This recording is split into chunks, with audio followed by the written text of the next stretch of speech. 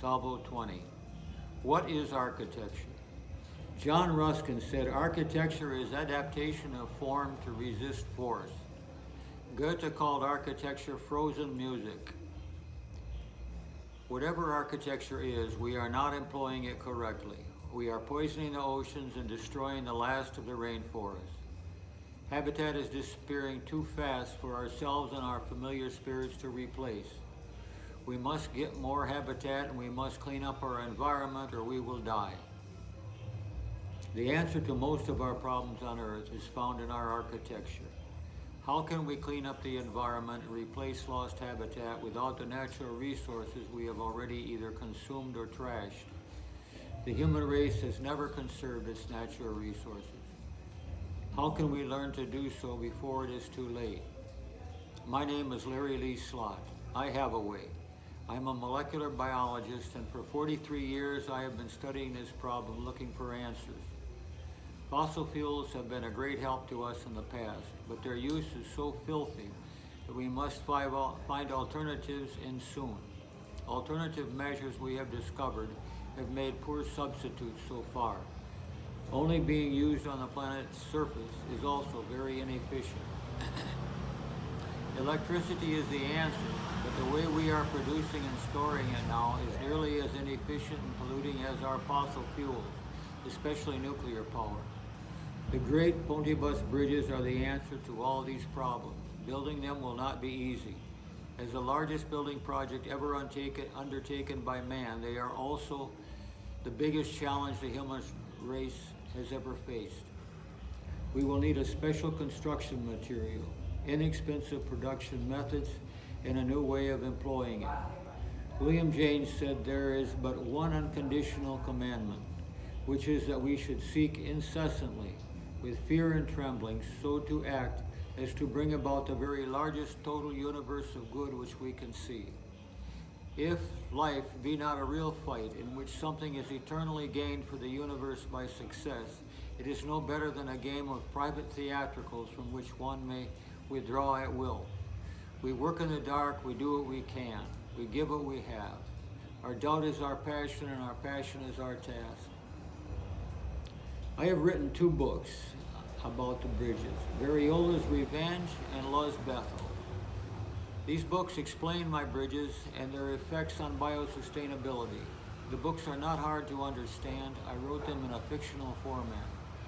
Living in the sky biosustainably, we will occupy near space. Homes and habitat will appear as cirrus clouds, thin, fragile, diaphanous filaments in the sky. When we colonize the troposphere and beyond, our existence will be beautiful. Burke said, an appearance of delicacy and even of fragility is almost essential to beauty. Keats said, beauty is truth, truth beauty. That is all you know on earth and all you need to know.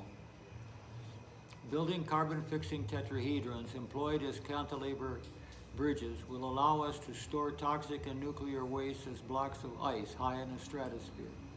At lower levels, the tetrahedrons will support rainforests and wetlands. The oceans will no longer be acidic and ample molecular oxygen will be available. Global warming will end and glaciers will return. Extreme weather events will cease. Hurricanes, typhoons, and sea level rise will be only distant memories. Producing energy will no longer pollute the environment. Fossil fuels will no longer be used as fuels but as sources of needed chemicals.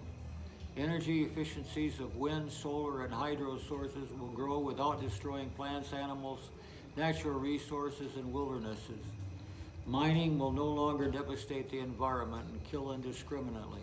As byproducts of the bridge's building material production, metals and minerals will become ever cheaper to produce. Desalination advances and recycling methods will augment and complement technologies for carbon and nitrogen fixation. New biosustainable industries will appear. Wildfires and flooding will end. Coral reefs and fishing industries will return. Clean air and water will no longer be scarce. Farms and pasture lands will increase and droughts will end forever. Extinct species will return. Earthquake damage will be minimized. Fast, energy-friendly, economical transportation will arrive. current penology, one of our civilization's greatest shames, will change forever. Punishment-free rehabilitation of convex and cantilever colonies on the new tetrahedral bridges will follow. Lost military-industrial complex income will be replaced by carbon-fixing cantilever bridge construction activity. As borders and hunger disappear, tyranny and war will end. Satellite capture from tetrahedral towers will be commonplace. Marden said, doing the lower when the higher is possible constitutes one of the greatest tragedies in a man's life. Young said, in dreams begins responsibility.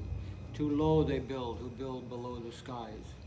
We can achieve all this if we believe we can, and we aspire to it. Thank you for your time and kind attention.